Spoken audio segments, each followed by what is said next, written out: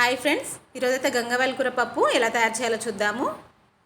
దానికోసం అయితే ముందుగా కప్పు పప్పు తీసుకున్నానండి, కందిపప్పు. దాన్ని అయితే శుభ్రంగా కడిగేసుకోండి. పప్పు కడిగేసుకొని ఒక కప్పు పప్పుకైతే 3 కప్పుల వాటర్ అయితే వేసేసుకోవాలండి. వేసేసుకొని ఒక 2 ఆనియన్స్ అయితే వేసుకుంటున్నాను ఇక్కడ. ఒక 3 పచ్చిమిర్చి, అలాగే ఒక 2 టమాటాలు, కొద్దిగా చింతపండు అండి, ఒక చిన్న సైజు నిమ్మకాయ అంత చింతపండు, ఒక 2 స్పూన్స్ అయితే కారము. ఇది కారంతో చేస్తేనే బాగుంటుందండి పప్పు. పచ్చిమిర్చి చాలా తక్కువ వేసుకోండి.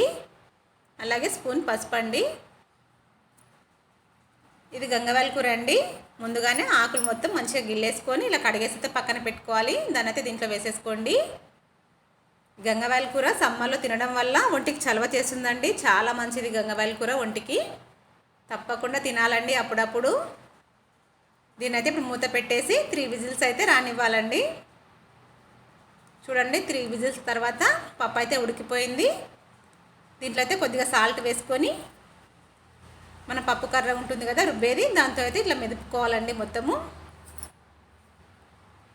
చూడండి, చాలా టేస్టీగా ఉంటుందండి పప్పు. పప్పు చాలామంది ఇష్టపడతారు. దాంట్లో ఈ గంగవాయల కూర పప్పు చేసి పెట్టండి, లొట్టలు వేసుకుంటూ తింటారండి, అంత టేస్టీగా ఉంటుంది ఇది. ఇప్పుడు దీంట్లో తాలింపు పెట్టుకోవాలండి మనము. దానికోసం అయితే పొయ్యి మీద ఒక ప్యాన్ పెట్టుకొని కొద్దిగా ఆయిల్ వేసుకోండి, 1 స్పూను. దాంట్లో కొద్దిగా జీలకర్ర, కొద్దిగా ఆవాలు వేసుకోండి.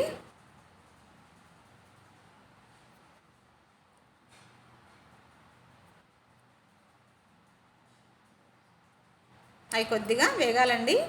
వేగాక ఒక 4-5 వెల్లుల్లిపాయలు అయితే కచ్చాపచ్చగా దంచేసి వేసుకోవాలి. పప్పులో వెల్లుల్లిపాయలు చాలా టేస్టీగా ఉంటాయండి. అలాగే 2 ఎండుమిర్చి, అవి కూడా ఇలా తుంచేసి వేసుకోండి. ఇవి కొద్దిగా వేగిన తర్వాత కరివేపాకు వేసుకోవాలి.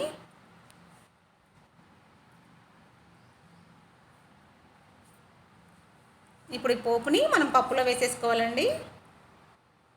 మీరు కావాలంటే శనగపప్పు, మినపప్పు కూడా వేసేసుకోవచ్చు. అంతే అండి, ఎంతో టేస్టీగా ఉండే గంగవాయల కూర పప్పు అయితే రెడీ అండి. ఒక్కసారి ట్రై చేయండి. ఎప్పుడు ఇలానే చేసుకుంటారండి, అంత టేస్టీగా ఉంటుంది ఈ పప్పు. దీని పక్కన ఆమ్లెట్ పెట్టుకోవాలి, ఇంకా చాలా బాగుంటుందండి.